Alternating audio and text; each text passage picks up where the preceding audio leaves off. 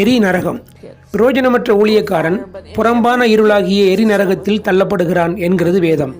மத்தேயு 13:42 நரகம் என்பது அழுகையும் பற்கடிப்பும் நிறைந்த இடம், வேதனைகள் நிறைந்த இடம்.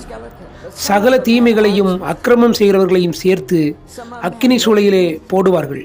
அங்கே புழுக்கள் சாவதுமில்லை, நெருப்பு அணைவதும் இல்லை. அது அக்கினியும் கந்தகமும் எரிகிற கடல்.